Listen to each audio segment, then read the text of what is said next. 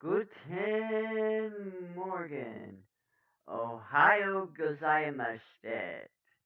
Buenos dias and good morning.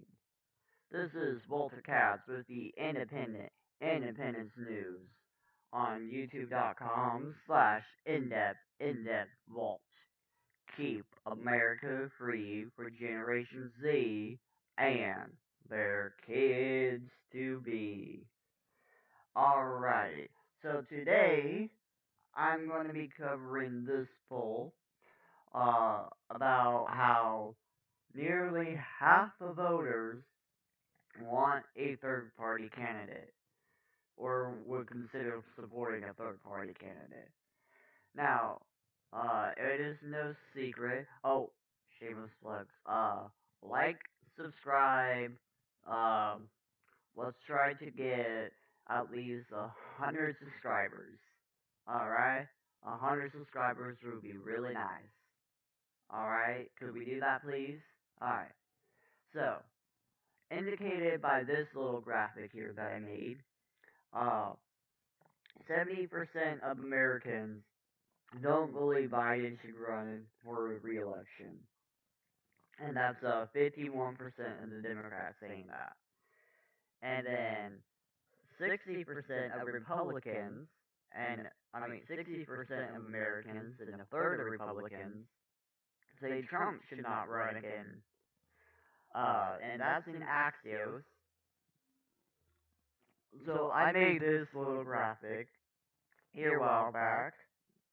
I think I did a pretty good job with like the little Trump picture I found. And I just made this one yesterday.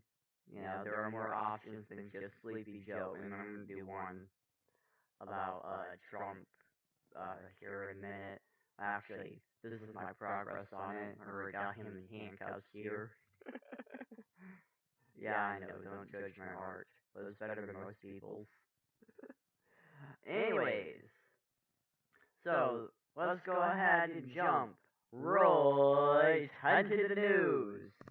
Yes, I'm still in Keemstar's catchphrase here. Fuck Keemstar. Alright. Killer meme star. This is how you know I was chronically online back in the day. And still am. Alright, so this is from Breitbart. I hope I said that right. English is weird. Hold on, I keep yawning. Let me take a drink here.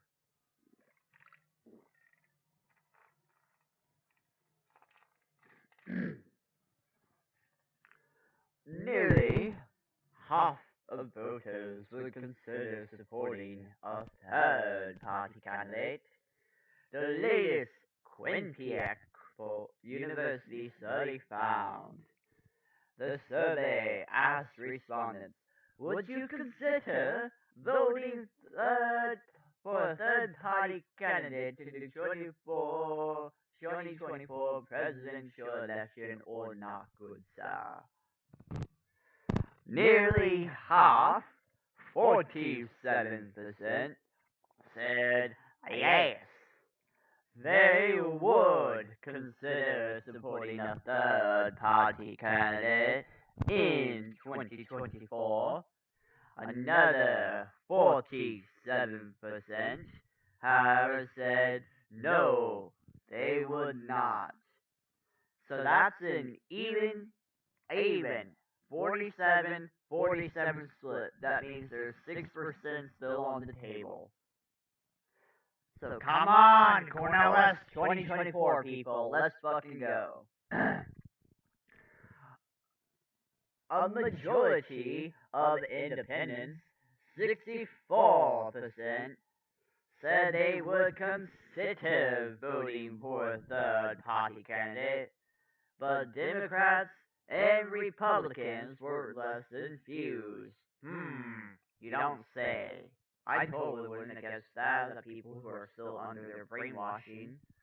I mean, not as well educated, would still say that. is 38% of Republicans and 35% of Democrats said the same. The survey also examined each individual's primary candidate and former President Donald Trump, leading the Republican primary field with 54% among Republicans and those who lean Republican. Florida Governor Randy Sanders comes in a distant second, 29 points behind with 25% support. Former South Carolina Governor Nikki Haley. Oh, fuck. No one knows who Nikki Haley is. Okay. And former Vice President. Oh, sorry.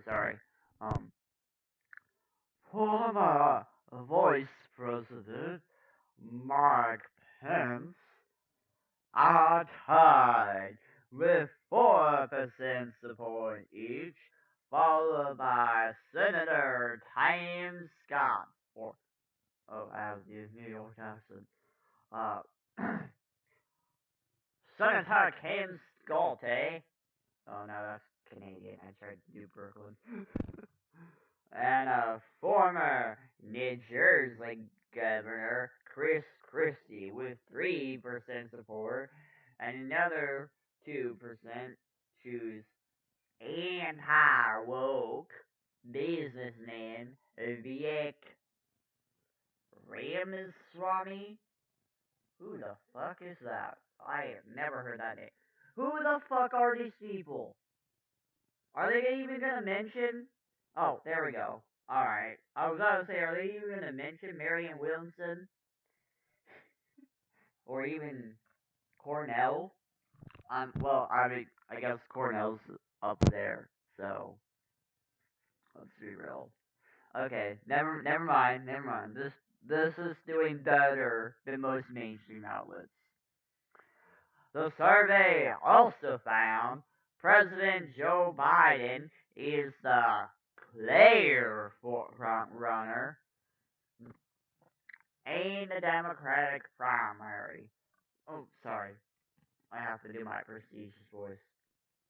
With 71% support among Democrats and those who lean Democrat.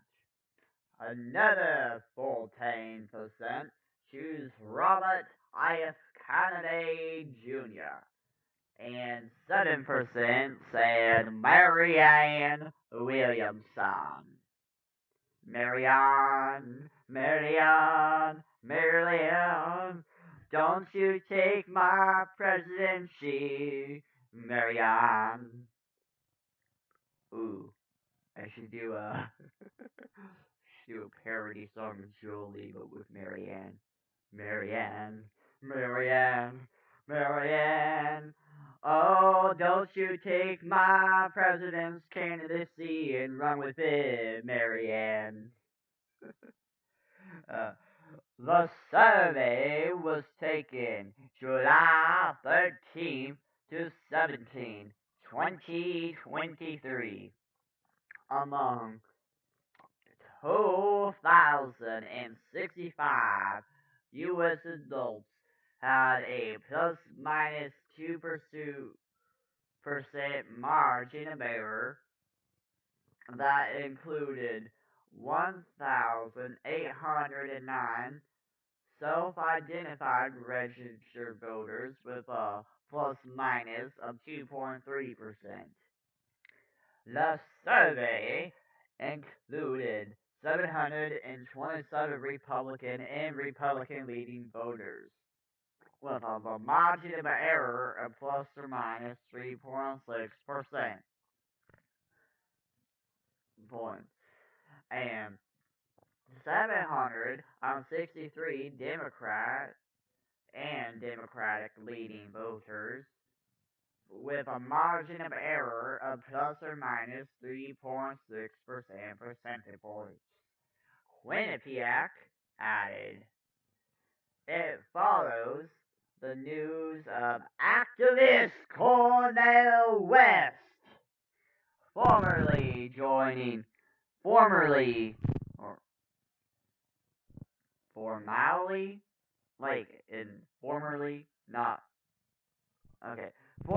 joining the Green Party ticket, a move that some, okay, that's BS, I'm a leftist, I don't care if it hurts Biden, okay, that some leftists fear will ultimately hurt Biden. Boo, tough shit. I don't care about Sleepy fucking Joe, alright? I'd rather have one of these two. Hell, I'd rather have RFK than him, alright? Let's be real. Alright, so, it follows the news. Oh, wait, I read that part. Democrat National Committee Chairman Jamie Harrison said of the restaurants, this is not the time in order to experiment. This is the time to play. This is not the time to play around the margins. What we say is a lot of folks who want to be relevant and try to be relevant in these here elections are not looking at the big picture. I don't know why I gave him that voice. Harrison continued, according to The Hill, we got to elect Joe Biden.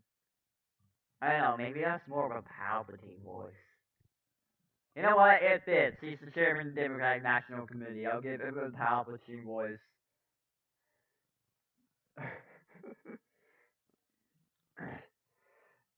Young Cornel West, they should not challenge our dear leader Joe Biden.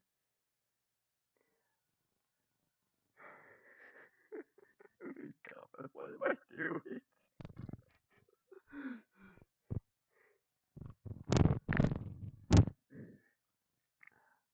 Related, Cornel West.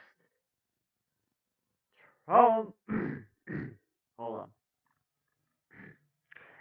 Trump is a neo-fascist gangster. Wait, no. And Biden is a neoliberal hypocrite. Oh, I can do a better Cornel voice than that. I have to get my voice deeper, deeper, deeper. But then, put a little joyful spin on it, because that's how Cornel was talking. Alrighty.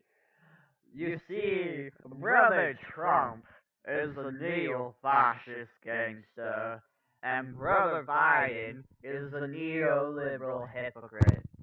I like how they didn't put the brother part in there. It's like, I mean, come on, let's be a little bit honest. We know that's what Cornel would say. Oh, they got this little CNN blurb here. His bid as a member of the People's Party, and Dr. West joins us now. So, Dr. West, let me start with the obvious question. How are you? Who's this guy? That's not Anderson Cooper. Who is this guy?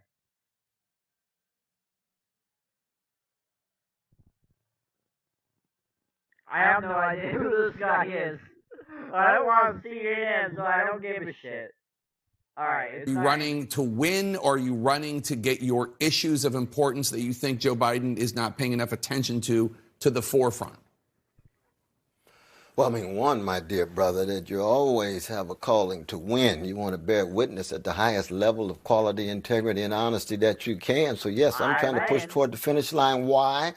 Because I want to reintroduce America to the best of itself. And it's fairly clear that Brother Trump, neo-fascist gangster, not the best. Brother Biden, neoliberal hypocrite, not the best. I want the legacy of Martin Luther See, I King told you, Jr., Dorothy brother. Day, Abraham, Joshua Heschel, and Edward Said, and Chief Joseph, and Grace Lee Boggs, and Louise Moreno. These are those fighting for poor and working people. Both parties stand in the way of the empowerment of poor and working peoples. Both parties tied Wall Street, militarism, Pentagon, tied to Silicon Valley. What about the 60% of precious Americans of all colors who are struggling every day and month to put food on the table and are hardly doing it, while the 1% is simply tied to their quests for the luxurious life?